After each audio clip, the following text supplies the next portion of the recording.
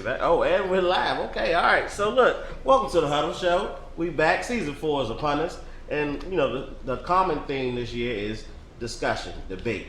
So fellas, let's just jump right into it. All right. There's a lot of coaches, you know, it's gonna be on the chopping block. It happens every year. Right. NFL, NBA. Let's talk about whether or not a coach should be the first on the chopping block when the team isn't performing properly. What's your thoughts on that, Isaac? You know, you usually go first, and we'll continue tonight. Well, a coach should definitely be on the chopping block and should go first because the team falls after the coach. The coach is pretty much the head, the heart of the team. The team goes as the coach goes. If the coach is a bad coach, the team is gonna be bad. Look at the Cowboys. Whoa. They have a bad coach as in Garrett. The team is looking pretty bad right now, 7-7. And they had better hopes. They were projected to go win 12 of the 13 games this year. You gotta convince him win the day. Yeah, so they gotta convince him win the day, but that says what? Nothing, because I mean, this is the first team they beat all year that's over 500. So getting back to the point, There's a lot of hate going getting on back there. to the point, the coach should definitely be let go. However, when the coach is gone, you got to bring back on a better coach, because if not, that coach can get fired too. The coach is always going to be the first coach to go. The first to go. Charlie, you know, you got a lot of facial expressions going on over here. What's on your mind, brother? I'm thinking because the coach should not be the first to go, but unfortunately, the owners turn around and pay these players the money they request. The agents. So once they get that bag, they like, well, I can do what I want to do, and so I'm not going to listen to you. I'm going to tune you out. And so, and you tell me come to practice at 6 o'clock in the morning, I'm like, whatever. I'll be there at 8:30. Oh, yeah. What you gonna do as a coach? You can't. I got my bag. What you gonna do? That's even more reason why the coach should be gone. The coach can't control the team. If the coach can't even get the team on his shoulder, basically, if he can't control the team and show the team what they need to do, or basically be a leader and say, hey, look, this is what we need to do to win. Well, why even have a coach to win? Then you need to fire that coach and get another coach that's more prominent, get a coach that's more reputable, a coach that has a bigger name to be able to say, hey, look, I respect you as a coach, so I'm going to do what you say. If the players are not following what the coach should do, that coach needs to be gone. I made my money, so I'm making more than you. So why should I listen to you as a coach? Again, I don't care who you are. Kobe Bryant and Shaquille O'Neal made more money than Phil Jackson. But the fact is that Phil Jackson won rings in Chicago. The fact that who Phil Jackson is, they respected who he was as a man and as a coach. That's the reason why he didn't get fired, first of all. When the Lakers were winning and when the Lakers were, they still respected who he was and listened to him, and that's why he kept his job. Now, Charlie, I understand what you're saying, right? You got some diva players sometimes who get their bag, and then it's just like, I can't be touched. But again, I do, like you said, if you have a strong coach there, you know, who's created a culture, the player will understand that I can only get so far by myself or doing things my own way. Understandably, that this coach who is leading our team and these men have to take us the rest of the way, right? I mean, but then again, like you said, but my argument is, like, yeah, coaches they still go first. And I believe they should get their necessary time to build their culture, to create their team. But if a team is not performing, hey, you have to change that narrative. You have to put a different voice. Now, I don't appreciate the way you talk about my Cowboys. That's right, get them. But at the same time, it is a good example. Well, thank you, sir. Right? You know, the team is underperforming. The team is stacked from a on paper standpoint. Right? Players are getting paid on that team, but they're not getting paid with an attitude of I don't respect my coach. But his time is just done. His voice has grown stale. Right? I mean, and that happens at times. So you break it. And the biggest thing is, like you said, owners pay. They pay players. They pay coaches too. But they pay players, and then they tell a coach or a team of coaches to build around the players. Like, you're not building a team around the coach. Right. Like, the coach should understand the team dynamic, the management structure, everything before he steps into that position. Right. Whether my team is rebuilding, whether my team is on the verge of a championship run, and I just need a new, stronger voice there, the coach should know before they step into it. So if a coach knowingly steps into it but can't fit those shoes or walk in those shoes, then He gotta So go. you basically saying that a coach has to attend to the players. That's what you're basically saying. Then why should I be a coach? Not a 10, but he has to motivate men. He has to get them up and ready to play, right? So they won't rest on their laurels. And not saying they shouldn't have enough self-motivation. I'm about to say they You got know, bag not motivation. saying they shouldn't have enough self-motivation, but then it's like, well, then you ask you, well, what is the coach there for? I'm not saying they're to babysit, but at the same time, I have to get these guys to stand up and to go do something. Absolutely. Right? Well, Like I- if the coach can get the players to buy in, why is it the point of having him as a coach if he can't even get the players to buy in to his scheme? So I got something to say. You got teams that are in a funk, franchise-wise. Got the Dolphins. Okay. You have the Cardinals now. You Redskins. have the Redskins. So here's the thing. It's already a bad culture. You bring a coach in. They firing people within a year. 2 years. That's not long enough. You know, like in college standard, you usually give a coach a whole class. So they recruit. Right. They have those years with that particular class. And then things aren't working. Okay, cool. But people aren't getting that time. So because the team is still not producing, they weren't producing before the coach got here. Right. You know what I'm saying? They're not producing just like that. That doesn't really happen. And if it does, you know what I'm saying, it's a rarity. So it's not fair, in my opinion. I think about that scenario, and I don't think it's fair to get rid of a coach first. Now if they've been there 6 years, 7 years, okay. Garrett. 3 years. Okay, You know what I'm saying? so- But 3 years Three is years. 3 years can easily be you just drafted a quarterback. Okay. They still got to develop, or they might not even get to play that first year. So that's a whole wash. So you got 1 year in the bag. You're not even using the quarterback that's going to be your future. So Right. then the second year is a wash. They're going to make mistakes. It's going to be a lot of interceptions. There'll be a lot of misreads. So then the third year, they finally starting to come along. Quarterbacks don't really start turning that corner, reading defenses properly, making audibles to the 4th, 5th year. True. Okay. But by your standard, your standard 3 years, 3 years. coach don't have enough time to get to that. Well, this is the thing. And that's Look at the this. usual Look amount. If the coach is winning a substantial amount of games, let's say about 6 or 7 games going up, or say each year the wins are going up. But if you're hanging around these 2 or 3, 4 wins tops in 3 years, come on now. So, but let Come on me now. let me speak Come to that. I'm glad you brought that up. The other piece is, okay, say they all win in 2 games, 3 games. What's changed? But that's beyond the coach's, you know what I'm saying, abilities or approval to help them out. Because you got these teams that, okay, they have a quarterback. They just drafted one, first round. Next year, what they gonna do? Draft another quarterback, first round. How is this helping the coach? Because he needs other positions to be filled with better players, better skill.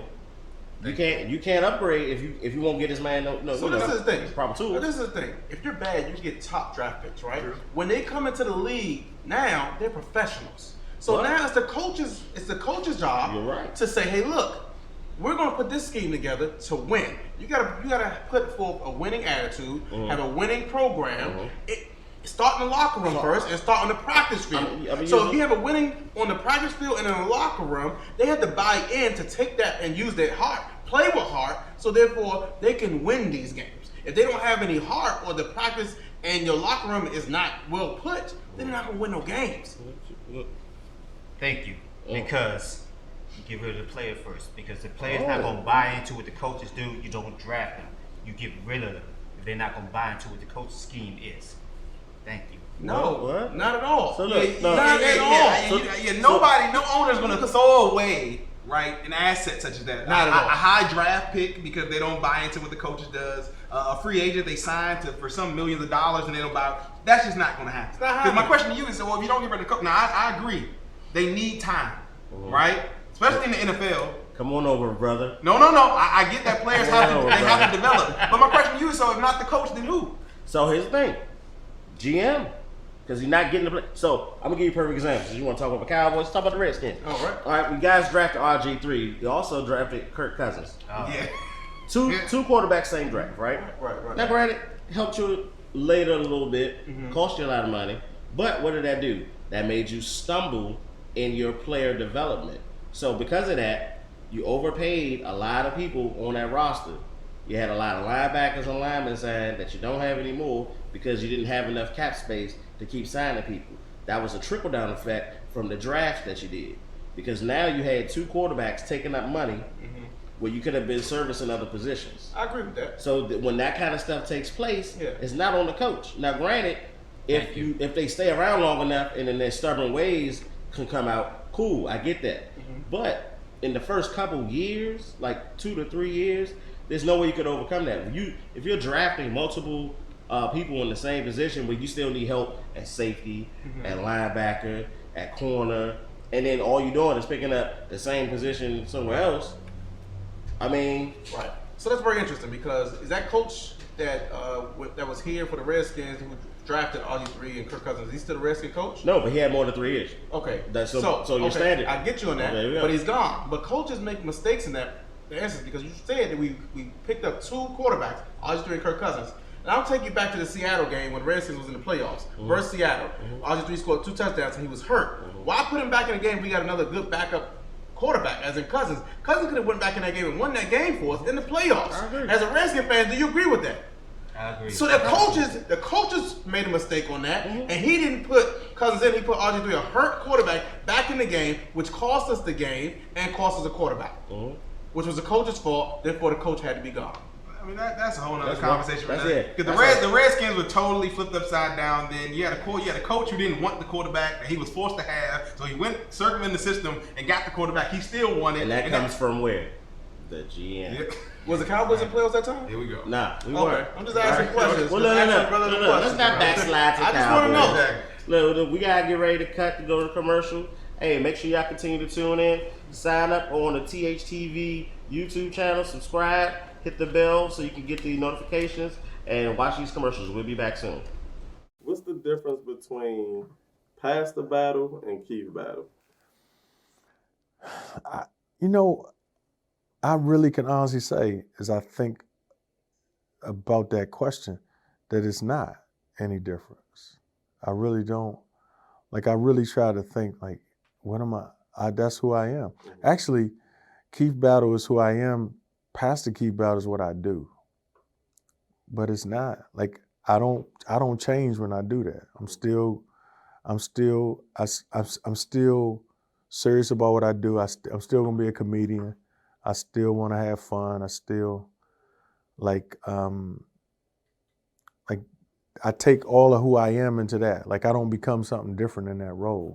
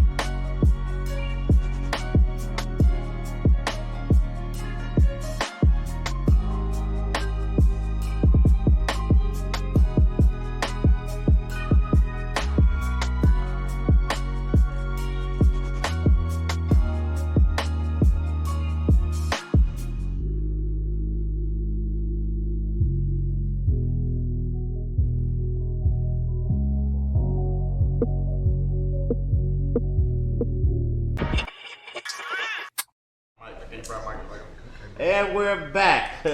Welcome back, ladies and gentlemen. So today seems to be a coaching thing, because the second topic we're going to discuss is, should Mark Jackson take the head coaching job of the New York Knicks? Now, that's a tough ask. But Ben, you seem real eager to talk about this. What's your thoughts, man? No. I mean, regardless, Mhm. he has history there. All right, he played there for a period of time, and that's all fine and dandy. But not the New York Knickerbockers in their current state and form, right? Okay. Over the last 10 years, Knicks they've had 5 different coaches over the last 10 years. Okay, I would say 6. Kurt Rambis was an interim in 2016, but we won't count him. Okay. That means on average they're giving coaches 2 years, right? So I'm all about them having their proper time to establish their culture, right? Their way of playing, for the team. Right? Now, I think we all might be up in arms of Mark Jackson getting kicked out from the Warriors in 3 years, right? The Warriors went to the playoffs one time in the 17 years before he became the head coach. Right. Mark Jackson took them 2 out of the 3 years, right? First year they got to the second round, lost to the Spurs. Second time, lost in the first round to the Clippers. Right. So I'm not saying from a pedigree standpoint he does not have the ability, but from an organization standpoint, I think it would be a career killer. Right? I mean, career killer?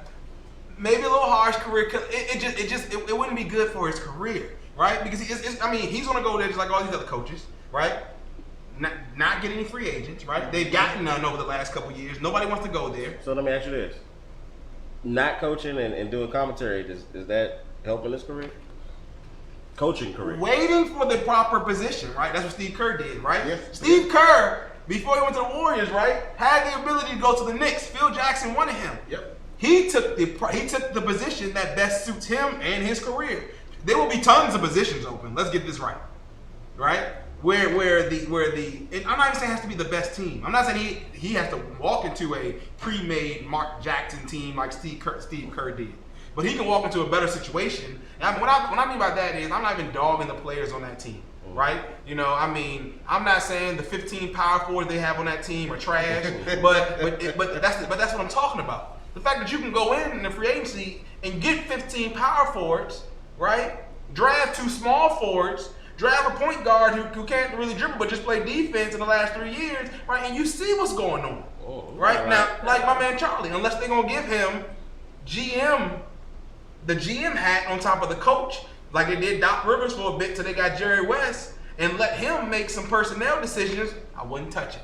If Scott Perry and Steve Mills are going to be there because they can't fire James Dolan because he's the owner, but if Scott Perry and Steve Mills are still going to be there, I wouldn't touch it. I would bring in Mark Jackson. I would talk to Patrick Ewing from Georgetown, Charles Oakley.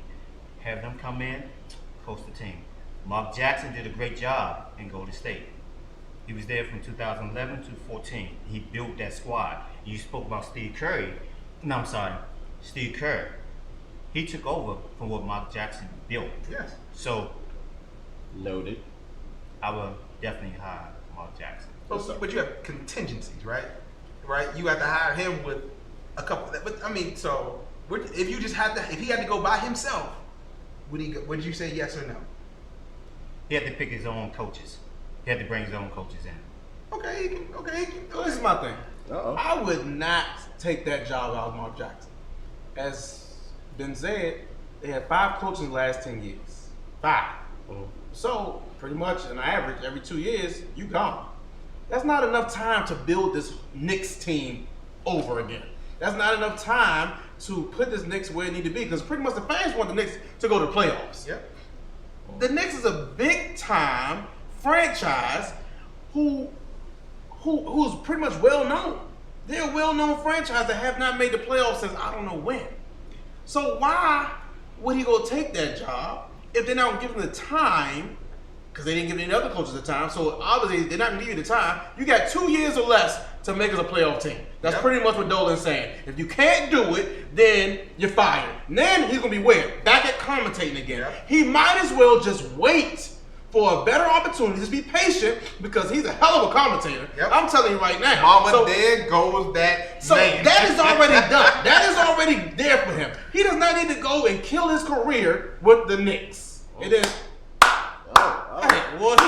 Thank you. Because you contradict yourself. Because first segment you said you would get rid of the coach, but now you won't get rid of the players. Okay. You get rid of the players first before you get rid of the coach. That's not what I would do. I'm not saying Mark that. Jackson is I am the saying coach. that Mark Jackson should not go there because they will get rid of him. But He should not go to the Knicks to get fired. It's pretty much a death sentence. I'm going to get fired. No, he need to wait patient with a better GM, a better owner, a better franchise who takes care of their coaches, Yep. who say, hey, we know you might need time. We'll give you that time. Revamp us, make us to a better team, and you will have that time to do so. Yeah, The Knicks are not doing that. let me Check their track history. Y'all real negative right now. I'm bring just bring some positivity to this thing. So, Okay. all right. So, what's the difference between Mark Jackson and all the coaches that they've had there? He's a former Knick. Okay. He'll get a little bit more leeway. You know what I'm Oh. saying? He get a little bit more He time. threw Oakley out the arena. That ain't got nothing to do with it, because Oakley wasn't up for being a coach. But you said former Knick leadway. They already had beef. Him and Oakley had beef. Did you hear anything about him and Mark Jackson having beef? Didn't hear that yet. Okay, all right, there it is. So let's stay on the straight line here. Okay. All right. So he a former Knick, he'll have more time. Now here's the chess move of it all. Even if it's a bad team, if Mark Jackson comes in, turns it around, makes them competitive, where they can possibly fight for an 8th seed, they ain't gotta get it. But what does that do for the rest of the league? The rest of the league is like, shoot, Mark Jackson still got it. Might have to go get him. That's the chess move to get the better spot. Because he been sitting and commentating all this time. Who offered him a job? Okay. That's what I'm talking about. However, You gotta get your after you this gotta year, you gotta update your well, resume a little dusty. I understand that, but Yeah. coaches will get fired this year. That's right. Yeah. And he will be there for a job. He's always in the discussion He for a played the job, game. right? though. So hold on. He played the game. Hold on. Y'all watched basketball last year, right? Yeah. Sir. Coaches get fired. Coach got fired. Did he get hired? So this is the The thing. year before that, coaches got fired. they did. Mark Jackson, where we at? Microphone up. So your Hand down, man down. Mama, there goes that man. That's all I'm hearing So from. your I ain't had no argument plays. is tape was out there because you ain't getting nothing else. No. I'm saying go there because number one, he has love for that team. Okay. True that. So he, just like Van Gundy, it's a special place in his heart for that team. That's where he started his career. That's where he earned his bones, so to speak. Pause. Chill out, fellas. You know what I'm saying? And then now he could go somewhere where he could try to build it up. I mean, because granted, he had an ideal situation in Golden State, and then got undercut. Yeah. So, But Do is you- it do you- anything to do say that you- he's not do being you- undercutted with the but Knicks? here's the thing, though. Here's the thing. At least you know with the Knicks, there's issues. Right. With the Warriors, you thought it was peachy. Then what happened? It was issues. It was issues. with them. They weren't who they were when they first got what the record in 2011. But what I'm saying is, Who did he bring in? They were 30, I think they were He 30, they brought were in- 31 and 51 in 2011. Yeah, he That's right. brought in Steph, Clay, that's right. Draymond. So the thing is, he's gonna do the exact same thing with the Knicks. He's gonna bring him in if he takes that position. But then what's gonna happen after that? I don't know. Are they gonna We see keep it him? happen all the time. Tony Dungy, Gruden. You throw the alley-oop, they put somebody else in there to dunk it. All right? I don't want to make it a race thing, but hey, he's a black coach. They bring in the white guy to pretty much make the job look pretty. I mean, I hear you. So the Knicks, white owner, But how look, do we know it's not going to happen to him again? You don't know. But see, He's basically throwing him out there for the dogs. that's like Jimmy Gentry saying, "I don't want to coach no more." Because every time he build a team up, guess what they do? Fire him and somebody else come in. That's true. All right then. So my point was made, ladies and gentlemen. We are running out of time here. Thank you for tuning in. And again, if you have not subscribed to THTV, please do. Select the bell so you can get the notifications. And let's huddle up. How y'all doing today? This is Titus. Some call me T from CH Customs. We over here once again, just showing off the bags that we got done for the Huddle show. Slam and Jam Hoyas as a joint collaboration, with the special names on the bag, specialty straps for the bags with the names going down. That's one of the things we brought to the area lately. Good materials once again, and some of the best options that you come up with. We just make bags all style, all sizes. You see the good materials you have on the inside of here. Spots for shoes, for clothes, for all the things the kids need. Even if you got the younger kids, you need to stuff those books in there. And right now we're just promoting it. We have good zippers and as I said, great materials that you don't have any issues with. And we just put this here. This is a good setting for us, and we're enjoying making these things for the Huddle show, the Good Friends, Slam and Jam, a lot of the other companies we've been dealing with. I want to thank you for the support, and we make sure that we always continue to work with the community and in the community. We appreciate everyone.